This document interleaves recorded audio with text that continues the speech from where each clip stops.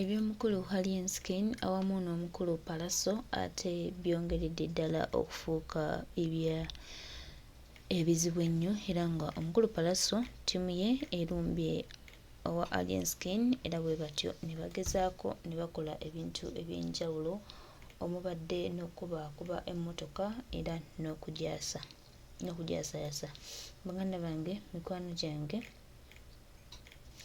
embeera eno abavubuka bano Alien Skin bakwata nabo batambula nabo abalina effujjo ery'enjawulo ate twongera obajjukiza n'okubategeeza nti bino byeyongeredde ddala okufuuka ebibi ennyo era nga Pallaso alumbye ewa Alien ne bakola effujjo ery'enjawulo. Ffenna tujjukira bulungi omukulu Alien Skin yakava mu kkomera lwakuba basawo lwakuvamu ebyo bintu byakulwana n'abantu be baatambula nabo.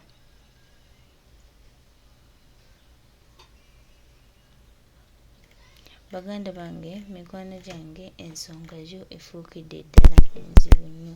Twongere obbasabira ate naffe okwesabira okulaba nga n'olutalo ate lubaako we lukoma. Akati Alien Skin omwaka ogutandise bwe bati Pallaso nti yakuleeta nga akukubye n'okola akavulu n'okola akasente naye kaakati ogenda kukiwulira ndaba ng'ekigenda okuzitoowereramu. Oyinza okuba obadde weeyita mugezi nga weeyita kibanda kati omwana akugambye nti bino bya banene. Mama. National Platform wagiyingira kiro ne Pallaso akulumbye misana era ensonga. Pallaso tukwebaza nnyo Uncle Pallaso webale kutugunjulira muzingitiri gwa Alien Skin ogubadde gutufuukidde ensonga. Kankulaga akatambi nga bwe kabadde. N'abantu abamu babaliko ekikyamu ondaba ndi ku live onkubira essimu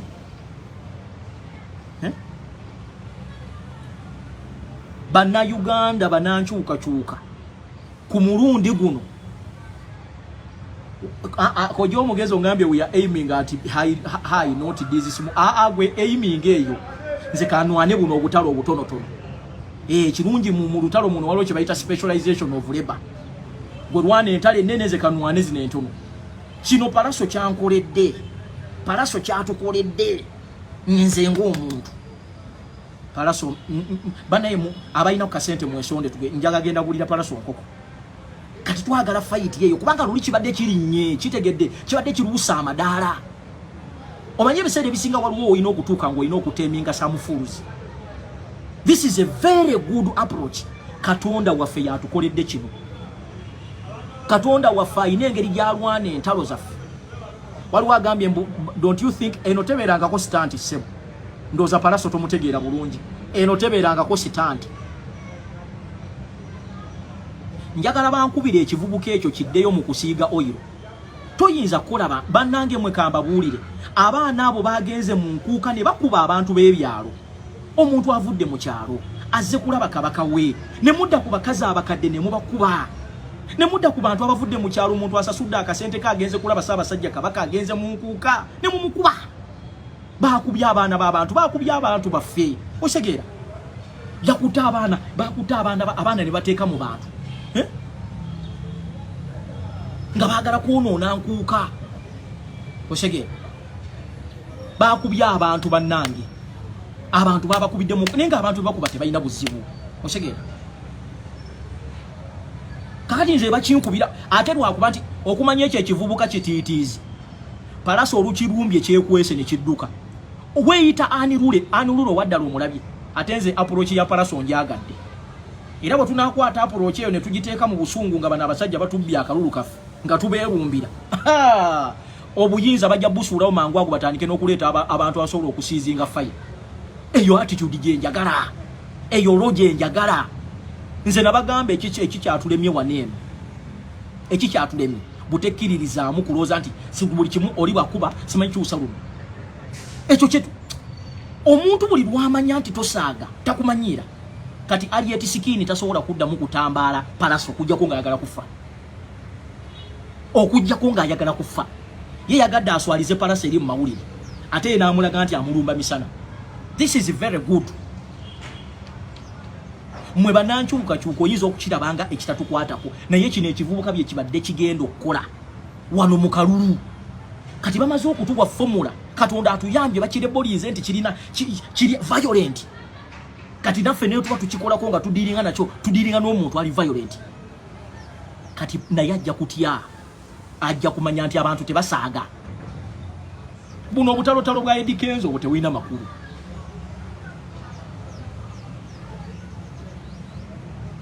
mwangamba nga wano ntinzije kugulawo ndi wendi ndi wano kwa uli mwawogananga wetuli fe mutusabire busabizi Katonda atuwe bulamu naye ekintu Palaso kyakoze Palaso webale kutulaga nti ddala oli Rio gangster ku mulundi guno tewali agenda kunenya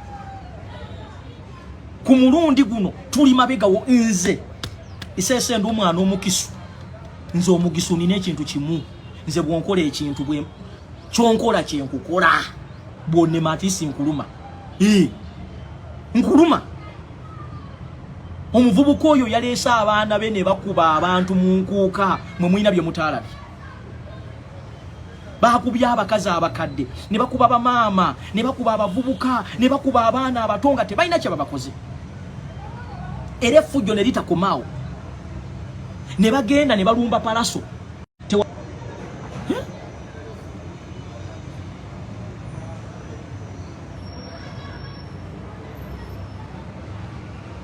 era timu ya Alien Skin oye yalumbye nesanga Palaso nga ayimba ne bamukolako effujjo era ku mulundi guno tewabaawo omuntu asalira Palaso omusango ate ne poliisi yabaddewo timu ya Alien Skin yalumbye Palaso ku stage musajja watunga ayimba woba uliranga before jagala genda mu studio muyimbe enyimba za beef naye ate tulumba muntu ku studio kugundi nga ayimba genda mu studio yimbe enyimba mubifingire mu nyimba nebo oboloza nti ogenda kozesa agomanyi kubanga go walumbye omusajja ali mu kuyimba gwe notwala yo gaali olwokuba bakuwaga olwokuba ennaku zino ina budget nambe y'abaana abayaye be basasula osegeera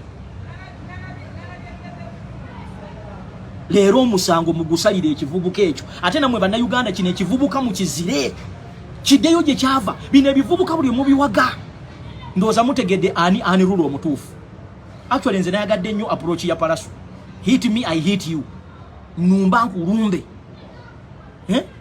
tewali bwe tubeera ne bidi bwetyo neggwanga lino tusobola oddikulembera nze mbabuulira n'ebino bye tuwoza simanyi woololo abantu bagenda tujooga abasajja ne bakolako effujjo ne bakola kyonna kye baagala ne bakola ki gwe n'owoza bannange anti tukuuma omirembe woololo bannange Palaso njagala kunoonya tiimu yange wano egenda okugulira enkoko nzija oba nkusange wataata nze Masaaba okuva n'olwo bampita Masaaba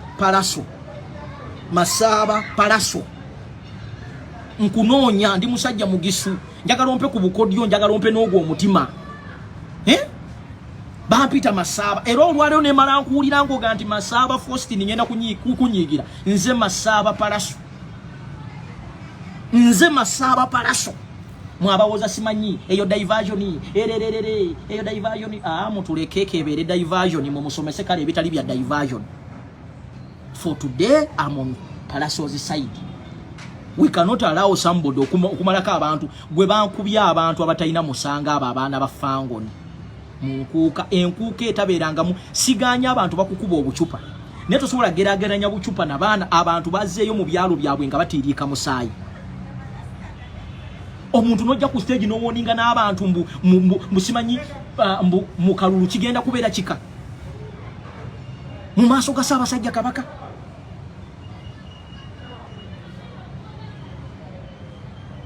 Lino eggwanga lyetaaga lyanda kulyanda. Kati oyo Kimenka ategedde.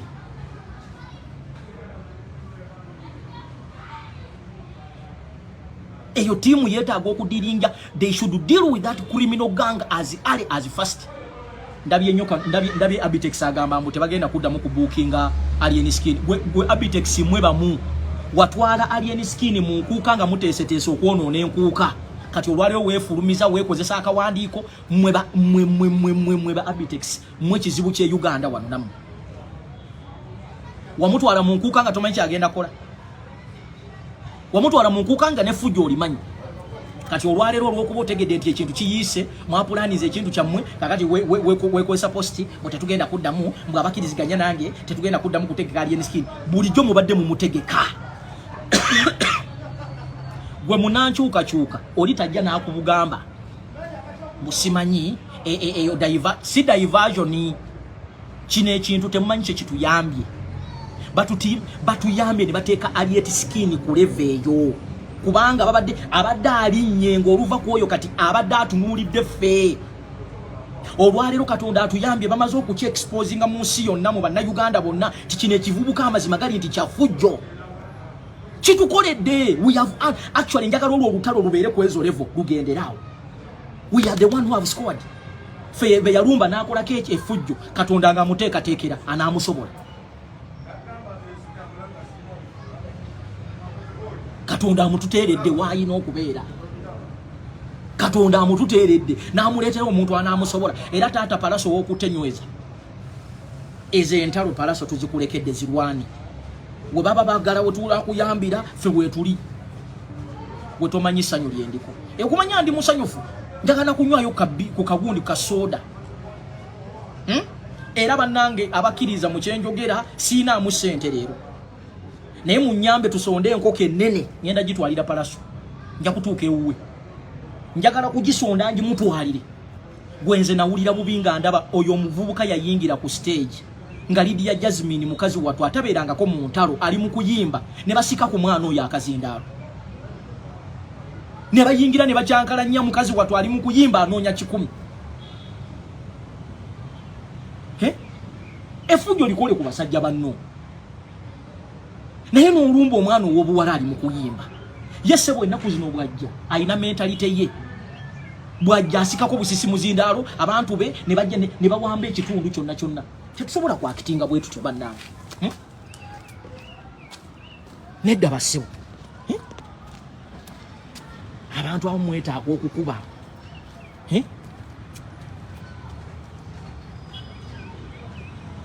nodda ku mwana owo baneenawulira bubi mama tetu ababanda baaliwo buli omu yaliwo eryo effujjo lye mukola mu likendeezi taata Palaso yonna gy'oli njagala omanye nti olina okushayininga wama bakomuledio bwedda bempulira babatiisatiisa okupositinga okwogera ku Palaso tuli wano Uganda tewali kitambula at the moment ago ge mawulire abaagala okubeera sirias ennyo mujjeko Museveni asula wali eri Nakasero ate asula na wali eri Entebbe buli kimu tukiwa obudde bwakyo kati mwa batu bamba simente tuli serious tuli diverted tuli ekisooka naffe tuli balwanyi tuwumulako ne president na yawo muddeke uwe kati naffe tuwumuleko tukwesa akadde kano so temutu wefuulira bwoba oyagala kubeera serious nnyo jangu otugireko jjajjayo weri wano tujja kuwebaza ate ekirungi nti ffe banankyukakyuka tutegeera mangu wabaawo time y'okubanga tu gwe president yagambye wano nti moving time olabe ebyo tujja kuba tubivuddeko mune Katonda ayina engeri gy'atulwanira entalo ekirala njagala bategeeza nti mu lutalo luno olw'okwenunula si ffeffeka abaluliko ffe tuyinza okuba nga tuwumuddemu naye nga waliwo abatawumudde bali mu kukola bw'oba oli siriasi nnyo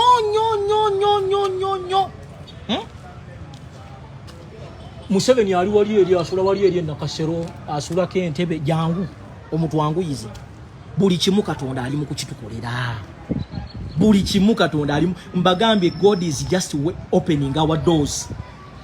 We just imagine ekivuka nga kyakamalo kutugamba mbu mukalulu kigenda kubeera mu kiralamu Katonda n'atuleetere incident eno kati kitegeeza nti oyo tagenda kubeera na budde bulumba ferevo zaabwe bagenda kweyulizaawo Anko Palaso webale nnyo nga bwe tulinda okwogera kw'omukulembeze w'eggwanga kubanga yatugamba nti oluva mu luwummula tugenda kutandikirawo eno 2025 2025 bannange agamba atya SK Media Mune tuli wano tunoonyeza Uncle Palasa akakoko. Twagala kumufunira akakoko akagisu. Akakoko akagisu. Agenda anywe mu supu. Uncle P oliwa muganda wange. Webale kututeera kivubuka kino mulayini. N'oyingira mu nkuuka ya Ssaabasajja Kabaka. N'okuba abantu ba Ssaabasajja Kabaka. Abakazi abakadde. Abavudde mu kyalo. Okujja okumalako omwaka. Ne muteeka baganga ne bakuba abantu ba Ssaabasajja Kabaka. Ffe tukoze fujjo nga tetutuukangawo okaawo. N'otyobolera ne mukuba abantu olw'okuba bagambye nti bafuutu sooja. Naye omwana bamu ne fuutu sooja. Mwali musisinkanye ku fuutu sooja mmwe. Mwali musisinkanye ku fuutu sooja owaddala. Kakati omukulu omuli w'ebikoola. Olaba Palaso akukoze bw'atyo. Kati olubona agwa ku bafuutu sooja. Lwakuba nti munnaye kati ffe twafuuka bakulembeze. Tosobola kujja wano n'ogamba nti tulumbe. Naye Uncle Palaso weebale ky'otukoledde. Weebale nnyo kutulinnyira mu pulaani z'abalabe. Weebale nnyo kuvaayo kwekiika mu kivubuka ekyo. Kubanga nabagamba wano nti yegganga eyali egenda okukola effujjo mu 2026. Oshegera. Gwe mulimu olaba bye bakoze ebyo byalumbye abantu ku stage. Gwe mulimu gwe babadde bagenda okukola. Gwe mulimu gwe babadde bagenda okukola mu kalulu. Katonda n'atuyamba n'aba exposing nga obudde bukyala. Kakati naffe tuba tudiiringa nakyo. Kitegeeza nti tugenda kudiiringa nakyo nga tumanyi nti kiri violent, kitemu, kitambula n'abantu abali state sponsored. This is a very, very good Katonda atuyambye. Munepa yajja omuvubuka oyo n'atukolako effujjo ku kitebe waneema. N'atambula n'agenda n'atugamba ntuga nti nzije yemisana. Kumbe Katonda amuteekateekera agenda omusobola. Agenda omuteeka wamwagala. Abanampa enkoko wama mugireete. Ngenda wa Uncle Palaso. Ate kati nze nsobola ogaana okuyingira wa Uncle Palaso. Ngenda kulaba Uncle Palaso mugaye nti Uncle. Muyimbiremu n'akayimba kali ke yayimba. Uncle Palaso jangu ndabe. Uncle Palaso jangu ndase. Bino byabanene. Yabanene. Bulijjo saagala mayanja family. Naye nayo ndooza mu bubi bwayo. Eyina weetuyambira. Sikulimba. Ntegedde leero nti buli muntu ku nsi kuno ne bwaba mu byayina omugaso. Kuba Palasa ayina engeri gy'alumbye Kimenke. Ewuwe wennyini Kimenke ne yeekweka mu nnyumba. Naye ng'abadde agamba abantu nti ye ali anirule. Omusajja akubye emiranga n'agamba poliisi mujje mutuyambe. Nze nabadde mmanyi bya ku siteegi. Mujje munnyambe. Bannange Bakabadiya nga baabuuse dda baafulumye dda. Bakabadiya. Ayayaya awo tebaalinze. Omukulu.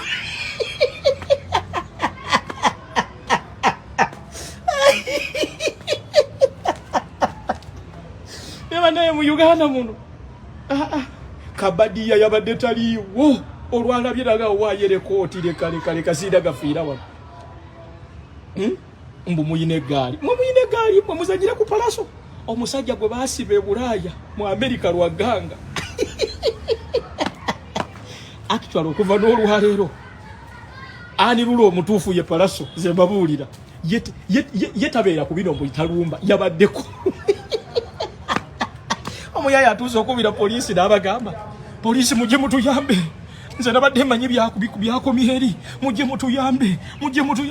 Alieni. Bajja kukuba bakuze mu kusiiga oyiro gye wavanze nkubuulira. Atakuwoni nze n'agamba senguka. Palaso nze mumanyi. Nze Palaso mumanyi. Kuva dda nabagamba. Palaso mumanyi. Mbusimanyi muyina eggaali. Eggaali yabaddewa. Namwe kati mwata naye kisinza okunyumira. Bulijjo bagamba muffe tukozesa kamera. Nabo babadde mu madinisa nga balingiza bali recording. Nade manyi mugenda kuvaayo. Mulaga amaanyi baba sajja Kimenke yadduse emisinde yabuuse. Naye Kimenke sebo naye ayagala obulamu. Mbadde manyi tekyagala bulamu. Bajja kukuba bakuze mwoyiro oyo gwe wali osiiga gwe Kimenke. Nojja ku kitebe ekitakuyinaako buzibu. Nokolako effujjo. Katonda waffe ng'akulaba. Katonda waffe ffe kitebe kino kyolaba kirimu Katonda. Wano abaana baafiirawo wano waliwo baliita na Bukenya. Emizimu gyabwe n'empewo zaabwe zitugoberera. teri yali alumbye musajja Kyagulanyi Senta mwoyo n'atafuna buzibu fe Katonda atuteekera emmeeza mu maaso g'abalabe baffe kati gwali eni Katonda atukoledde n'atugirayo ekifaananyi kyo kyennyini kati tunagenda na mukalu goza ebyo ffe tubikola ffe tubikola ebyo Katonda waffe yatuteekateekera emmeeza mu maaso g'abalabe baffe era National Unity Platform kino ekibiina kirimu Katonda nze mbabuulira kirimu Katonda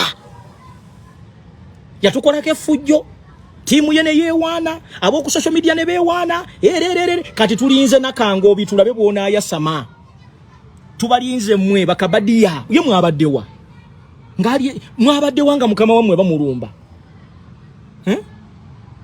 mwabadde luddawa gwe wenna omuwagizi w'enkyukakyuka don't underestimate this olita kugamba mbu simanyi we are not being diverted kino ekintu kirungi nnyo tekikoleddwa ffe bannuupu kibadde kituwa just kutuyambako kutulaga level yo kutwagala entalo palasa adiringe n'ekyo ekivubuka kati baleeteyo omulala n'atusobola kuba kati ababadde baagala kikukirinyisa kibeere ku level yaffe agamba atya Revington banayi mumpe sente z'enkoko ate n'ekirala nina okugendako ewa Uncle Palaso wamba bana contributing ku nkoko muliwa kuba kati ngenda kugulira Palaso nkoko olita bagamba simanyi tuli neno sida diversion gwe Kimenke yabuuse yamaze kubuuza n'akuba akasimu bagenze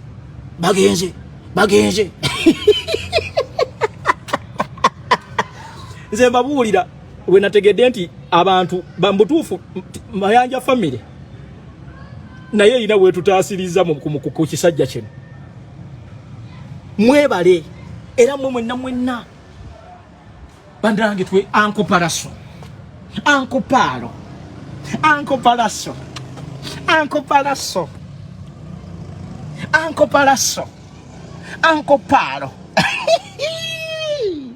omugiso agamba wanyala nabi papa wanyala mwana wefwe po wanyala kukurera sifubuka sino wanyala kupa papa nakuikonzerere kupirera lokupa wanyala papa wanyala kumutuwa wanyala khotsa papa Palaso wanyala nabi wanyala kumulimu kweso ukolere omwana wetse wakunyala omwana wakumanyirira wakurusenene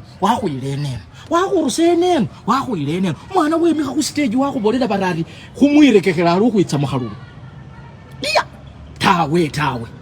tawe sino sikunyala kwafukiriza bintu byebusilusiri bitu iya papa wanyala nabi kumutuwa wanyala nabi iya mwana wefwe Palaso mwana oyo fwana akana kumukolerengo kutiya kukulire Palaso kuko howaiko aliye kutwaya Palaso fwana omukisu iya tawe Palaso sanyalabo omuganda Palaso omukisu ero yuyu kwa amasyalero kwa mulangere kuli wadeya Palaso uyu mwana omukisu baganda sibanyala baba barafu baryota uyu mwana omukisu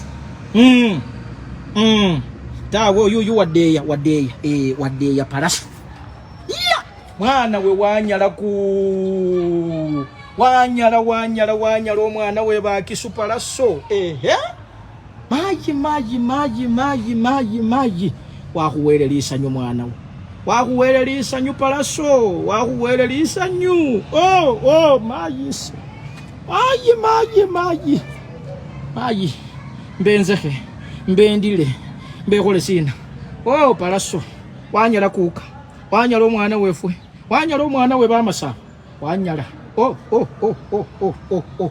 uryo kupaliriane lilile mukamakesi iya mwana wakunyala mwana wakumanyirira iya dawa sonya kwavugiriza omundu wakumanyirira alita wanyala nabi papa Palaso wanyala nabi wanyala papa wanyala omutuwa wanyala kumutuwa wanyala nabi papa ate wewe Palaso sunyala abo omuganda wewe urumukisi elewe kwa amasyalero bakulanga bari wadeya Palaso bakiso nibo bali ni ku mwoyo kuryo iwewe sunyala wabo omwana omuganda takubanga baganda barya nabi kumwoyo kwezo kwokesere kuno Palaso wanyala papa wanyala po kumutuwa henderengo hetwaye ngene hendere twaya nza kukirira Palaso wanyala wakupila isolo lyakhunyala lyana lyetsa khusirebeshefu alyara bilangi lyara yataliye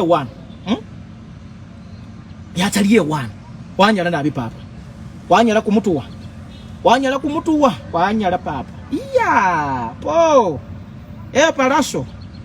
Palaso wanyala papa wanyala kumutuwa wanyala mwana wefwe wakholele kumulimu kumulayi erenga bakulanga bareka balanga ku police kutya khwitsa khukhwimekhe ni nawe kubanga iwe olumusani mubasani ate we wonyala wabanga bakhukheba nimbalu Palaso wafwana busanga bamasaba besi bakheba embalu Palaso olumukiswa Palaso yositsa nesuli olumukisu kwahuwe iwewe lisina bari wadeya Palaso iwewe sunyala wabo omuganda ta sunyala wabo omuganda ta iwewe Palaso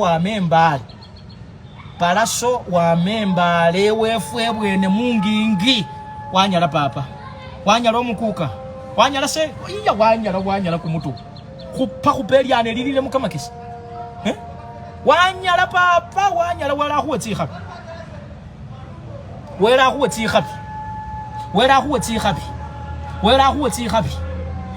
tsikhabi Palaso wanyala na po khwafunile leveye kukwano kukwaliye ni sikini Palaso anakunyala papa kuwambila